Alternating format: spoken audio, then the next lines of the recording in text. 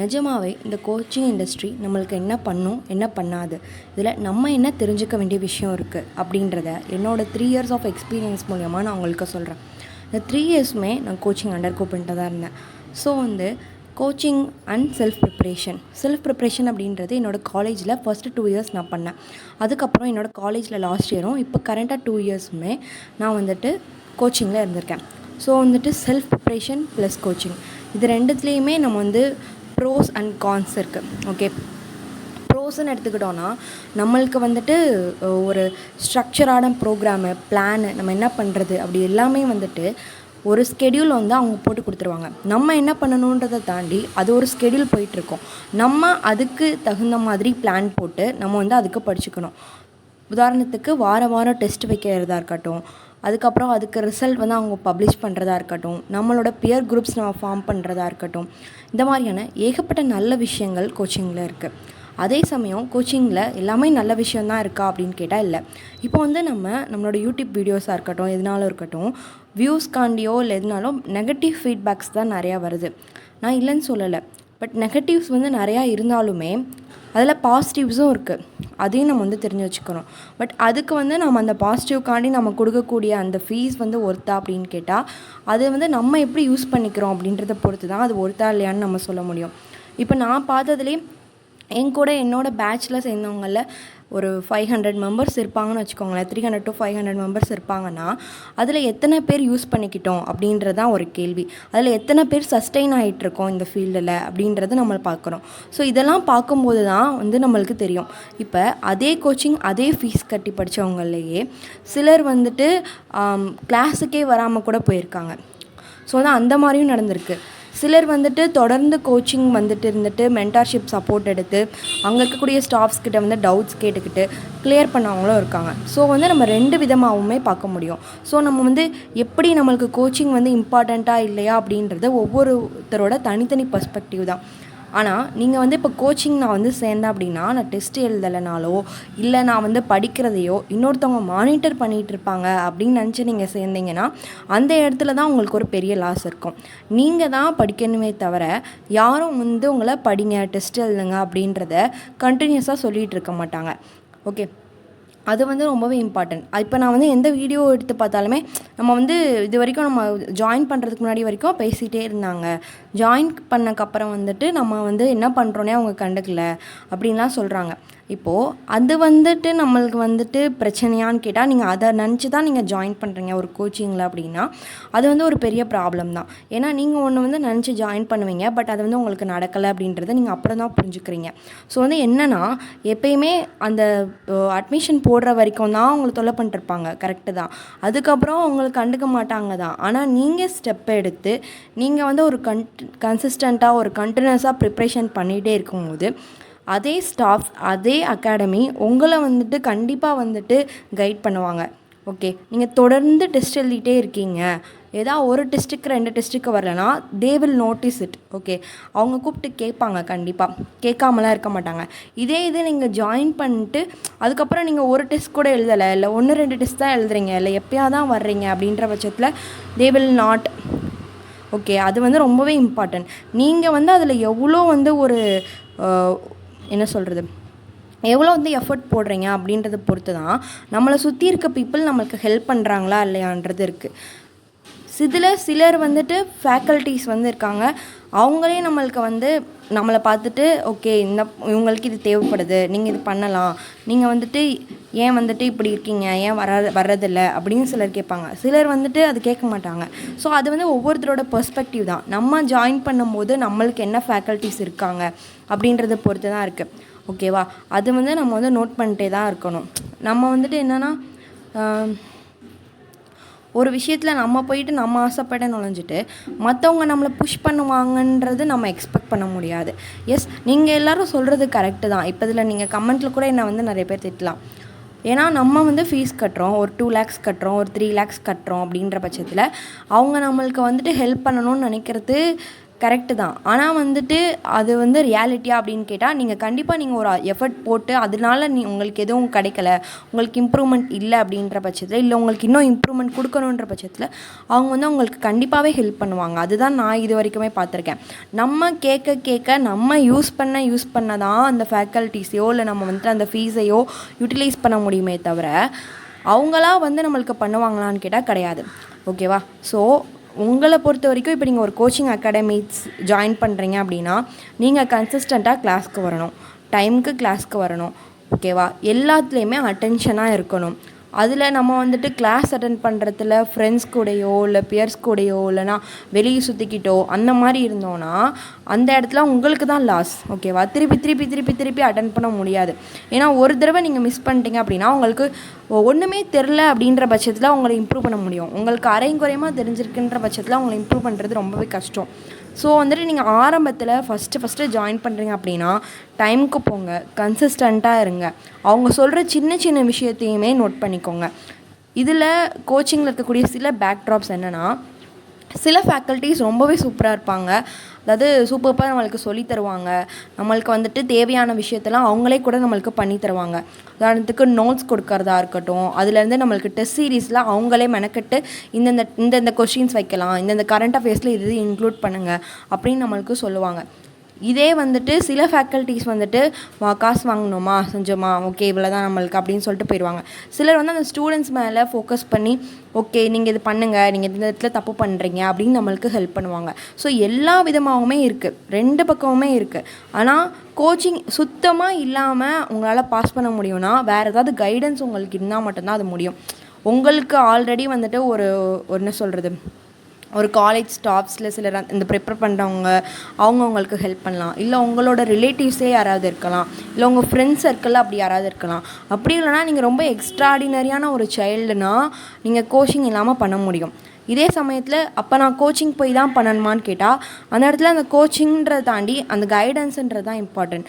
என்ன சிலபஸ், என்ன படிக்கணும், எதில் படிக்கணும், அதில் எது வந்து இம்பார்ட்டன்ட், எந்த விஷயத்த நம்ம எவ்வளோ படித்தா போதும், நம்ம தேவையில்லாததெல்லாம் படிச்சுட்ருக்கோமா இல்லை நம்ம தேவையானது தான் படிக்கிறோமா, அதுக்கப்புறம் நம்ம டெஸ்ட்டு போடுறோமா, ப்ராக்டிஸ் பண்ணுறோமா, அதில் நம்மளோட பர்ஃபார்மன்ஸ் எப்படி இருக்குது, இது எல்லாமே உங்களுக்கே நீங்களே பண்ண தெரிஞ்சதுன்னா ஓகே சூப்பர். அந்த இடத்துல உங்களுக்கு அந்த ஸ்ட்ரக்சராக அது நம்மளாலே எப்படிங்க நம்மளுக்கு டெஸ்ட்டே போட்டுக்க முடியும். அதாவது நான் எப்படி கேட்குறேன்னா, நீங்களே கொஷின் எடுத்து நீங்களே போட முடியாது இல்லையா, ஏதாவது ஒரு சப்போர்ட் வேணும், உங்களை டெஸ்ட் பண்ணுறதுக்கு ஒரு சப்போர்ட் வேணும். அப்போ நீங்கள் செல்ஃப் ப்ரிப்பரேஷன் பண்ண முடியாதான்னு கேட்டால் பண்ண முடியும். அப்போது அதுக்கு என்னென்ன சோர்சஸ் இருக்குது அப்படின்னு பாருங்கள். இப்போ நீங்கள் யூபிஎஸ்சியோ இல்லை டிஎன்பிஎஸ்சியோ படிக்கிறதா இருந்தால் நம்மளோட all India civil service coaching centre TN சொல்லிட்டு ஒரு சேனல் இருக்குது. அதில் அவங்க அவ்வளோ வீடியோஸ் போட்டிருக்காங்க ஒவ்வொரு சப்ஜெக்ட்ஸ்க்குமே.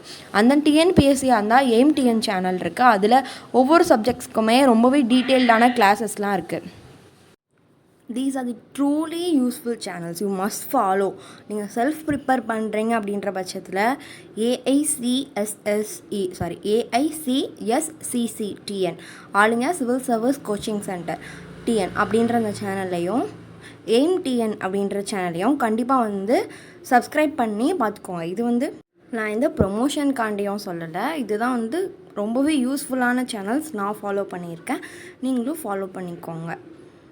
அப்படி இல்லை எங்கள் வீட்டில் வந்துட்டு செலவு பண்ணுறதுக்கு ரெடியாக இருக்காங்க, என்னால் அஃபோர்ட் பண்ண முடியுன்றவங்க கோச்சிங் சேர்ந்து படிங்க. பட் அது யூஸ்ஃபுல்லாக தான் இருக்கும், யூஸ்ஃபுல்லாக இல்லைன்னு நான் சொல்ல மாட்டேன். Until and unless you are discipline, நீங்கள் டிசிப்ளினாக இருந்தால் மட்டும்தான் கோச்சிங்ன்ற ஒன்று வந்துட்டு உங்களுக்கு ரொம்ப ஹெல்ப்ஃபுல்லாக இருக்கும். அப்படி இல்லை அப்படின்னா அது ஒரு கிணத்துல போட்ட கல் மாதிரி தான், அது ஒன்றுக்கு ஆகாது அப்படி தான் சொல்லணும். அதுதான் வந்து என்ன சொல்கிறது, நான் ரியாலிட்டியாக அப்படியே சொல்லிட்டேன். ஓகே, டிசிப்ளினாக இருக்கணும், கன்சிஸ்டண்ட்டாக இருக்கணும், பெர்ஃபார்மன்ஸ் கொடுத்துட்டே இருக்கணும், நம்ம படிச்சுட்டே இருக்கிற பட்சத்தில் இன்றைக்கி இல்லை ஃபஸ்ட் அட்டெம்ப்ட் இல்லை செகண்ட் அட்டெம்ப்ட் இல்லை ஏதோ ஒரு அட்டெம்ப்டில் கண்டிப்பாக வந்துடும். அதுதான் உண்மை.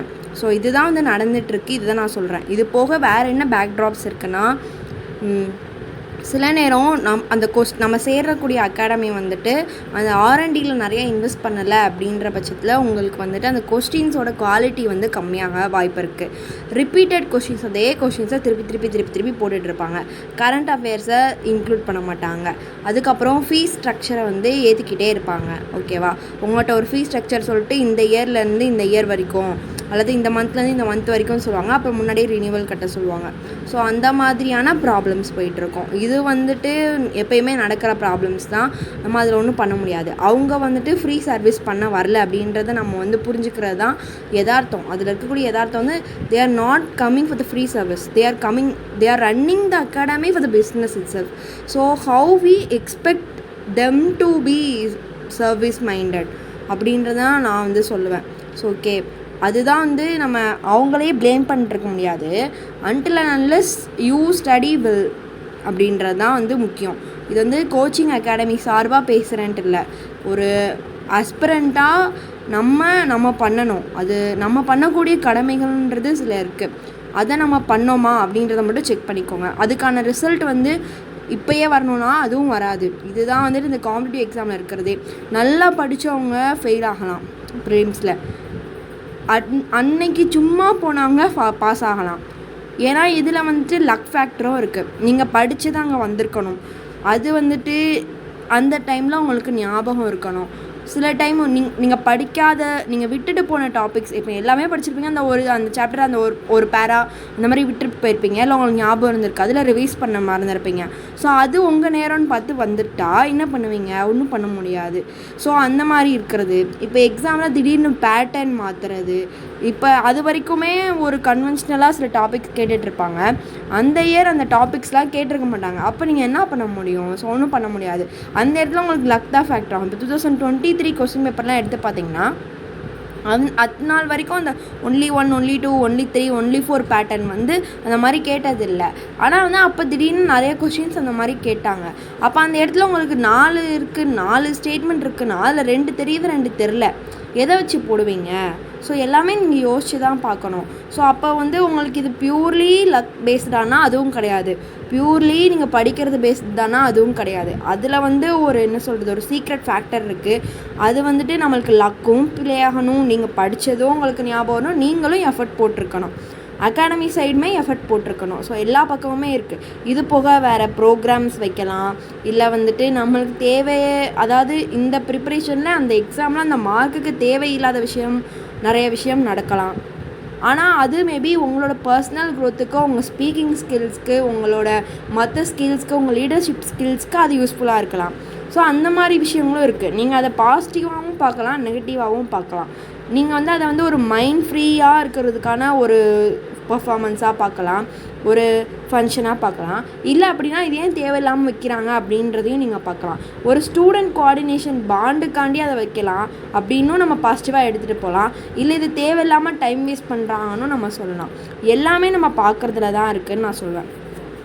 அது போக இன்னொன்று என்னென்னா, அதுக்கு சில ஸ்டாஃப்ஸ் வந்துட்டு வாங்குகிற சம்பளத்துக்கு நல்லா வேலை பார்த்தாங்க அப்படின்னா அதுவே போதுமானதுன்னு தான் நான் சொல்லுவேன். சிலர் வந்துட்டு அந்த மெனக்கிட்ட அது பண்ணுறதில்ல. ஸ்டூடெண்ட்ஸோட மைண்ட் செட் வந்து மாறிக்கிட்டே இருக்குது. அப்படி மாறிட்டே இருக்கும்போது அந்த ஸ்டாஃப்ஸுமே மாறணும். அப்படின்றதான் வந்து அந்த டீச்சிங் ஸ்டைலை வந்து மாற்றணும். சிலருக்கு வந்துட்டு என்ன சொல்கிறது, அந்த டிக்டேஷன் வந்துட்டு பிடிக்காது. சிலருக்கு வந்துட்டு அந்த கதையாக சொல்கிறது தான் பிடிக்குன்ற பட்சத்தில் நீங்கள் அதை பிளெண்ட் பண்ணி கொண்டு போகணும். நீங்கள் அந்த புரியாத கான்செப்ட்ஸாக புரிய வைக்கணும். ஸோ இந்த ஃபேக்டர்ஸுமே இருக்குது. இதெல்லாம் அவங்க பண்ணுறாங்களா அப்படின்னா நீங்கள் ஒவ்வொரு தடவையும் கோச்சிங் போகும்போது ஒவ்வொரு ஸ்டாஃப் பிடிச்சி கேட்டுன்னு இருக்க முடியாது. சிலருக்கு அந்த ஒரு 4-5 சப்ஜெக்ட் எடுக்கிறாங்களா, சில இடத்துல அந்த சப்ஜெக்ட்ஸ்லாம் நல்லா எடுப்பாங்க, சில சப்ஜெக்ட்ஸ் நல்லாயிருக்கும், சில சப்ஜெக்ட் அந்நேரம் அந்த ஃபேக்கல்ட்டி இதாகாது. சில டைம்ஸ் வந்துட்டு நம்மளுக்கு அந்த மழை பெய்யலாம், அந்த டைமில் வந்துட்டு இப்போ சென்னையிலாம் இருந்திங்கன்னா அந்த ஒரு 2-3 மந்த்ஸ் வந்து பிரேக் ஆகி போகும் கிளாஸஸ். ஸோ வந்துட்டு அந்த டைமில் உங்களுக்கு கஷ்டமாக இருக்கும். அது போக சில சப்ஜெக்ட்ஸை ரொம்ப ஃபோக்கஸ் பண்ணி இந்த science and tech subjects, environment சப்ஜெக்ட்ஸ்லாம் கொஞ்சம் லெஸ் ஃபோக்கஸ் கொடுப்பாங்க. பட் சம்டைம்ஸ் அதுலேருந்து கேள்விகள் நிறையா வரும்போது நம்ம அங்கே மாட்டிப்போம். ஸோ அந்த இதுவும் இருக்குது. அந்த இதுவுமே அவங்க வந்து சில அகாடமிஸ்லாம் அந்த இதெல்லாம் இம்பார்ட்டன்ஸ் கொடுக்கறதில்ல.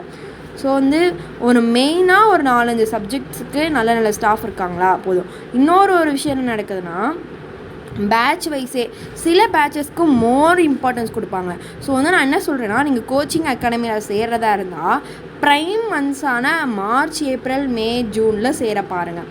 அதுக்கப்புறம் சேர்ந்தீங்க அப்படின்னா ஜூலை கூட ஓரளவு ஓகே, நீங்கள் வந்து அதில் இருக்கக்கூடிய ஃபஸ்ட் பேட்சில் சேர பாருங்கன்னு தான் நான் சொல்லுவேன். அதுக்கு அடுத்து வர பேட்சஸ்லலாம் வந்துட்டு அந்தளவு ஃபோக்கஸ் வந்து கொடுக்க மாட்டாங்க. போக போக அதனால் பில்லிங்களும் வர மாட்டாங்க. அப்புறம் மர்ஜ் பண்ணிடுவாங்க. அவங்களுக்கு சில டாபிக்ஸ் வந்து மிஸ் ஆகுறதுக்கான வாய்ப்பு இருக்குது. இதெல்லாம் வந்து அவங்க முன்னாடியே சொல்லுவாங்களான்னு கேட்டால் சொல்ல மாட்டாங்க. ஸோ அந்த இடத்துல கோச்சிங் வந்து கொஞ்சம் அந்த டிரான்ஸ்பரன்சி இருந்தால் நல்லாயிருக்கும். ஓகே, அதுக்கப்புறம் வந்துட்டு இன்னொரு விஷயமும் நடக்குது. இந்த வந்து வருஷம் அந்த டாப்பர்ஸ் எடுத்துக்கிட்டு அந்த டாப்பர்ஸ் வந்து இங்கே தான் படித்தாங்க.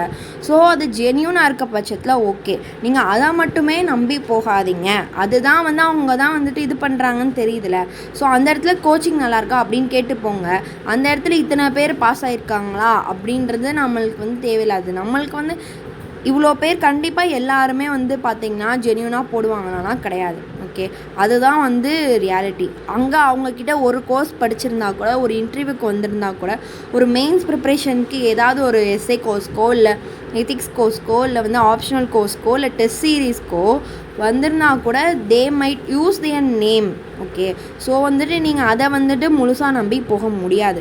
நீங்கள் வந்துட்டு அதுக்கு முன்னாடி இருந்தக்கூடிய ஸ்டூடெண்ட்ஸ் கிட்ட கேட்டு விசாரித்து எந்த பேட்ச் நல்லாயிருக்கு, எதில் வந்து ஹை இம்பார்ட்டன்ஸ் கொடுக்குறாங்க, டெஸ்ட்டுலாம் நல்லா நடக்குதா, அதோட குவாலிட்டி எப்படி இருக்குது, ஸோ அந்த மாதிரியான விஷயங்களை கேட்டு தெரிஞ்சுக்கிட்டு போங்க தான் நான் சொல்லுவேன். ஸோ அதுக்கப்புறம் வந்துட்டு நிறையா ஸ்பெஷல் செஷன்ஸ்லாம் போடுவாங்க. அதெல்லாம் ஓகே தான். அது வந்துட்டு ஒவ்வொருத்தரோட பாயிண்ட் ஆஃப் வியூ தான். நான் அப்போ சொன்ன மாதிரி அது நீங்கள் பாசிட்டிவ் ஆட்டிடியூடாகவும் பார்க்கலாம், நெகட்டிவ் ஆட்டிடியூடாகவும் பார்க்கலாம். ஓகே, அப்புறம் இந்த ஆப்ஷனல் டெஸ்ட் சீரீஸ் வந்து சில இடத்துல ஒழுங்காக நடக்கிறதில்ல, சில இடத்துல வந்து சிலபஸே முடிக்கிறது இல்லைன்னெலாம் கேள்விப்படுறேன். ஸோ வந்துட்டு இந்த சிலபஸ் முடிக்காதது இதெல்லாம் நம்ம என்ன பண்ணுறது? ஸோ அதுக்கு தான் நீங்கள் அதை தான் கேட்கணுமே தவிர, இந்த டாப்பர் இந்த அகாடமியில் படித்தவங்க யார் ஒன்று, அது உங்களுக்கே தெரியுதுல்ல. அந்த யார் ஒன்றுன்றவங்க நம்ம ஊரே கிடையாது. நம்ம ஊர் இந்த சென்ஸ் தமிழ்நாடே கிடையாதுன்றப்போ அவங்க எப்படி இங்கே வந்து படிச்சிருப்பாங்க? ஸோ அது வந்து நீங்கள் தான் யோசிக்கணுங்க. அது வந்துட்டு அந்த அளவுக்கு நம்ம வந்து அவங்க சொல்கிறாங்கன்னா அதை கேட்டுட்டு முட்டாளாக இருக்கக்கூடாது. சில விஷயங்கள் நம்மளுக்கு தெரியணும். நம்ம 12th வரைக்கும் இல்லை காலேஜ் வரைக்கும் படிச்சுட்டு தான் ஒரு கோச்சிங் அகாடமியில் போய் சேர்றோம். ஸோ வந்துட்டு சில விஷயங்கள் அப்படி இருக்குது. அது வந்து அவங்களோட மார்க்கெட்டிங் ஸ்ட்ராட்டஜி. அதை வந்து நம்ம வந்து தப்பு சொல்ல முடியாது. தப்பு சொன்னாலும் அதை பார்த்து ஏமாறுறதுன்றது நம்மளோட மிஸ்டேக்குன்னு தான் நான் சொல்லுவேன். அதுவும் அவங்களோட மிஸ்டேக்கும் தான், நம்மளோட மிஸ்டேக்கும் தான். அதுக்காண்டி நம்ம வந்து அவங்ககிட்ட போய் சண்டை போட்டுட்டு இருக்க முடியாது. ஏன் நீங்கள் இப்படி பண்ணுறீங்க அப்படின்னு சொல்லிட்டு. நம்மளுக்கு என்ன தேவைன்றதுல நம்ம தெளிவாக இருந்து நம்ம டிசையர் நோக்கி நம்ம அதில் ஸ்டெப்பை எடுத்து வச்சுட்டே இருக்கணுமே தவிர, நம்ம பாஸ் பண்ணுறதுக்கு முன்னாடி நம்ம யாரையும் எதுவுமே சொல்ல முடியாது. மேபி என்ன வேணால் நடக்கலாம் நாளைக்கு. ஸோ வந்துட்டு நம்மளுக்கு அவங்களோட ஹெல்ப் தேவைப்படலாம். நம்ம எல்லாத்துலேயுமே ஒரு என்ன சொல்கிறது, கோல்டன் மீனில் தான் இருக்கணுங்க. பாசிட்டிவ்ஸும் இருக்குது, நெகட்டிவ்ஸும் இருக்குது.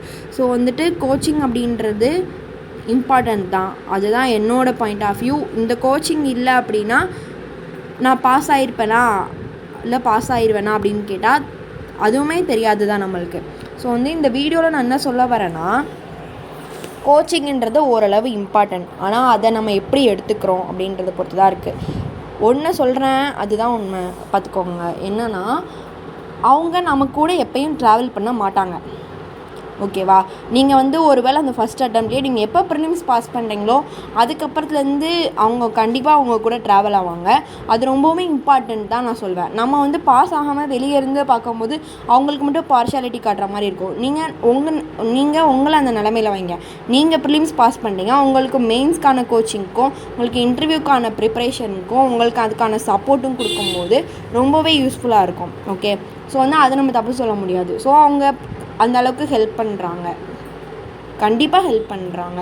ஓகே, நீங்கள் அடுத்தடுத்து நீங்கள் வந்து ஒரு பெர்ஃபார்மன்ஸ் காமிச்சிட்டே ஒரு ப்ராக்ரஸ் காமிச்சிட்டே இருந்தீங்கன்னா ஹெல்ப் பண்ணுறாங்க. அதுதான் முக்கியம். அதே இது நீங்கள் வந்து டெஸ்ட்டில் ரொம்ப பின்னாடி இருக்கீங்க, நீங்கள் வந்து எதுவும் போய் கேட்க மாட்டீங்க, நீங்கள் வந்து கிளாஸ் அட்டென்ட் பண்ண மாட்டீங்க, உங்களால் கன்சிஸ்டண்ட்டாக இருக்க முடியாது, நீங்கள் வந்து ஷிஃப்ட் ஆகிட்டே இருப்பீங்க, உங்களோட மூட்ஸ் சேஞ்ச் ஆகிக்கிட்டே இருக்குன்ற பட்சத்தில் தே மைட் நாட் ஹெல்ப்ன்றதை விட தே ஓன்ட் ஹெல்ப் அப்படின்றது தான் நான் வந்து சொல்லுவேன். ஸோ வந்துட்டு இதெல்லாம் தெரிஞ்சுக்கிட்டு போங்க. கண்டிப்பாக பாசிட்டிவ்ஸும் இருக்குது, நெகட்டிவ்ஸும் இருக்குது. அவங்க சைடு தப்பு நிறையா இருக்குது, நம்ம சைடு தப்பு நிறையா இருக்குது. நம்ம ஒரு அவேர்னஸான ஒரு டெசிஷன் எடுக்கணும். அது மட்டும் பார்த்துக்கோங்க. ஓகேவா? இது இல்லை என்னால் வந்துட்டு இதெல்லாம் பண்ண முடியாதுன்னா நம்மளுக்கு ஃப்ரீ கோச்சிங்காக free residential program with stipend நம்மளோட கவர்மெண்ட் நான் முதல்வன் ஸ்கீம்னு சொல்லிட்டு நான் முதல்வன் ஸ்கீம்ஸ் வந்து ஸ்கில்ஸ்லேருந்து நிறையா விஷயத்துக்கு இருக்குது. அதில் பர்டிகுலராக நம்மளுக்கு காம்படிட்டிவ் எக்ஸாம் கீழே ஒரு வெர்டிக்கல் ஆரம்பித்து அதில் நம்மளுக்கு வீடியோ கிளாஸஸாகவும் கொடுக்குறாங்க. டெஸ்ட் சீரீஸ் வாரம் ப்ரிலிம்ஸ் டெஸ்ட் சீரீஸ் நடத்துகிறாங்க. மெயின்ஸ்க்கான ப்ரிப்பரேஷனும் கொடுக்குறாங்க.